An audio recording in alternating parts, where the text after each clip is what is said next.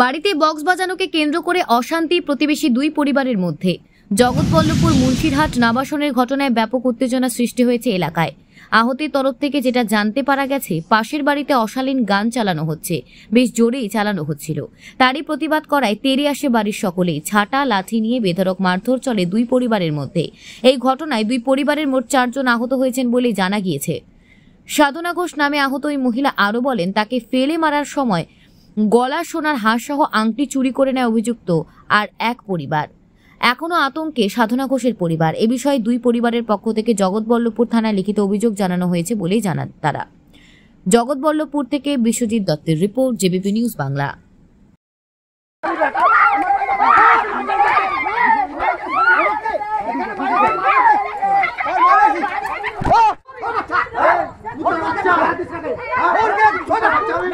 বারবার অশালীন গান বাজনা চালায়, গালিগালাজ করে। আমার ছেলেগুলো ক্লাস 11-এ পড়ে। তো আমি ওদের বারণ করছি, আমার ছেলেগুলো বড় হয়েছে, এভাবে অশালীন গান চালিও না, ভালো গান চালাও। ভলিউমটা যদি ওরম বাজে গান শুনতে হয় কন্ট্রোলে রাখো, রেখে নিজেরা শোনো। তো ওখান থেকে তীব্র গালিগালাজ আসে, বারংবার বারণ করা আসে, বেশ করবো, আমাদের ঘরে চালাবো, 100 চালাবো। সেও হলো। আজকে এরকম ও বাড়ি ছিল না, আমার ছেলেরা ছিল, সেই একই জিনিস। আমি বারণ করতে গেলাম, বারণ করতে যেতে কাদা, ইট, ঝাঁটা, জুতো, আমার হাত এখানে এরকম কেটে বারবার করে মেরে ধরে, কিছু হলো না। আমি ওকে ফোন করলাম, ও ভিলেজ পুলিশকে পাঠালো। ভিলেজ পুলিশ যেতে বললো যে তোমরা যখন অবজেকশন আসছে ভলিউমটা কম না, আমার বাড়ি, আমি চালাবো। তখন বললো না ভাই, কমপ্লেন যখন আসছে তোমাকে আসতে করতে তুমি বাধ্য।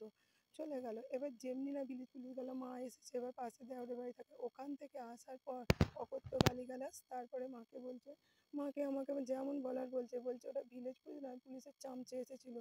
ওর বরের কোনো মুরদ নেই, শুধু শুধু চামচে নিয়ে এসেছিলো। পুলিশ আবার আসতে পারবে ভাবলি কী করে।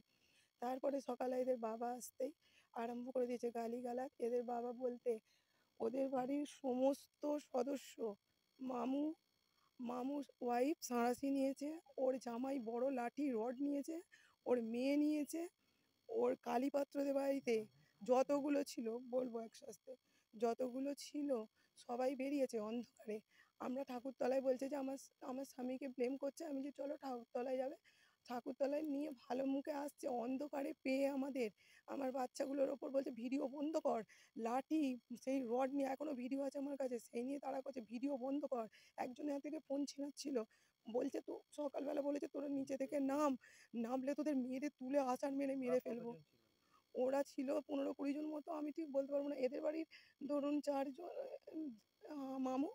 মামুর ওয়াইফ আর মঞ্জুর হাজব্যান্ড আর সোমনাথ, আর ওখানে ছিল কালীপাত্রর বৌমা, ওদের আর কি পরিবারটা ছিল। একটা বাচ্চা মেয়ে পর্যন্ত আমার ছেলেগুলোকে ধরে ধরে মারছে, প্রত্যেকটা ছিল মার। স্যার এবার আমি কি করেছি, যখন আমার জামা ছিঁড়ছে, আমি বুঝতে পারছি অশালীনভাবে গায়ে হাত দিচ্ছে, তখন আমি কিছু করতে না পেরে আমি কাঁধটা বা পাটা আমি কামড়িয়ে ধরেছি যে আমি ছেড়ে আসবো বলে। শুধু এইটুকু আমার অপরাধ ছিল। আমাকে ধরে ফেলে মেরেছে, একটা রড নিয়েছে, ইট দিয়ে মেরেছে, হাতে ছিল মোটা একটা লাঠি ছিল, আপনাকে আমি ভিডিও দেখাবো, অনেকগুলো, গোটা 5 মেবি, আমি যেটা বুঝতে পেরেছি। থানা থেকে 8টি গাড়ি গিয়েছিল, তখন লুকিয়ে পড়েছিল। তো আমি এখন যাচ্ছি স্যার অভিযোগ করব। এবং স্যার বারংবার নিজেরা মারপিট করে স্যার লিখে দিয়ে যায়, যে বলে দিয়ে যায় যে আমরা অত্যাচার করেছি, এরমভাবে চিৎকার করে বলে তোদের ফাঁসাবো, এইরকম বারংবার হতে থাকে। একটাই, হ্যাঁ, সিভিকে চাকরি করে, লজ্জা করে না সিভিক পুলিশ।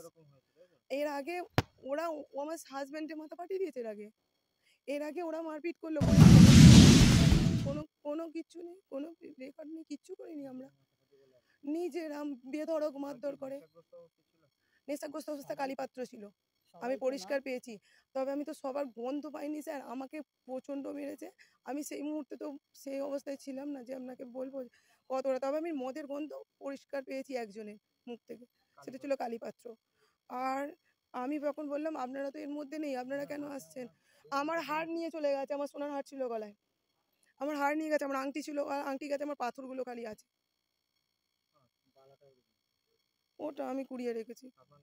সাধনা ঘোষ, নবাসন। উনি এসছে 6টার সময়, এসে তারপরে কি বাজে বাজে গালাগালি পারে, তা আমাকে গালে চড় মেরেছে। অভিজিৎ ঘোষ, হ্যাঁ আমাকে গালে চড় মেরেছে। গালে চড় মারতে তারপরে আমার বর কেন মেরেছে? মানে এমনি এমনি তো কেউ মারে না। ওর বউ এটা ওটা বলেছে, ওই জন্য আমাকে বলছে, আমাকে মেরেছে, আমাকে এই করেছে। আগে বউয়ের কথা শুনে আমাকে মেরেছে। আমি যে তুমি যে এসে আমাকে মারলে, তুমি আগে আমাদের কথা শুনলে না, শান্তভাবে এ করলে না, এসেই গালাগালি পাচ্ছে, আজে বাজে তার গাল। আগে কি হয়েছিল? তার আগে হয়েছিল একটা বক্সে এসে আমি গান শুনছিলাম, এবার ও রাস্তার ধারে এসে ঠিক ওটা শুনেছে, এসে উল্টোপাল্টা গালাগালি পাচ্ছে। তারপর উল্টোপাল্টা করে গালাগালি পাচ্ছে, বলছে এখানে বাস করছি, তোদেরকে ঝাঁটা মেরে তাড়িয়ে দিতে। তারপরে ওনাকে ধরেছিলাম। ওনাদের যেটা বক্তব্য, বাড়িতে নাকি বাচ্চা ছেলে পড়াশোনা করছিল, আপনারা জোরে বাস- বক্স বাজিয়ে গান শুনছিলেন, তার প্রতিবাদ করার পর নাকি আপনারা গালাগালি করেছেন, কি বলবেন? আমরা সেটা করিনি, ওনারা একদিন বারণ করেছিল, আসতেই আমরা গান শুনছিলাম, তখন কেউ পড়েনি, তখন কেউ ছিল না, পড়তে গেছিল। এবার এসে আমরা গানটা চাইলেছি, ও এসে এরকম ঝগড়া করছে। এটা পেরাই করে যখনই কি দিয়ে গান। মেরেছেন আপনি? আমি কিছু দিয়েই মারিনি। তাহলে আহত মহিলার মাথায় লাগলো, মাথায় কি করে? আমাকে আগে ওর বর মারতে এসেছিল, তারপরে সবাই ছিল, ওনাকে মেরেছে। তারপর আপনি মেরেছেন? হাতে করে হাতে করে মাথা ফুটো হয়ে গেল? হাতে করে মাথা ফুটো হয়ে যায়নি, ও পড়ে গেছিল, পড়ে গেছিল? আচ্ছা, পিচ রাস্তায় পড়ে গিয়ে। ওনারা মেরেছিলেন? ওনারা, হ্যাঁ ওনারাও মেরেছে। আমার একটা 3 বছরের বাচ্চাকে সেটা ঠিলে ফেলে দিয়েছে। আচ্ছা, কি দিয়ে মেরেছিল ওরা? ওরা লাঠি দিয়ে মেরেছিল। লাঠি দিয়ে মেরেছিল? আমার স্বামীর পায়েও মেরেছে। এখন কি হাসপাতালে এসেছেন চিকিৎসা? হুম, এই বিষয়ে কি থানায় কোনো অভিযোগ করেছেন? হ্যাঁ করেছে, সেখান থেকেই পাঠিয়েছে। আচ্ছা, আপনার নামটা? মন্দিরা মালিক। আচ্ছা, এর আগেও নাকি এরকম ঘটনা ঘটেছিল? এর আগেও ঘটেছিল, ও বলতে আমরা চুপ করে, আমরা ঠিক আছে আর করবো না, আস্তে গান চালাই শুনেছিলাম। তারপর আর কিছু করেনি, তা ও চলে যেতে ও গালাগালি, মানে ওর স্ত্রী, ও যখন চাকরি ছিল। আপনাদের ঠিকানাটা কি? আর এখানে নবাসন।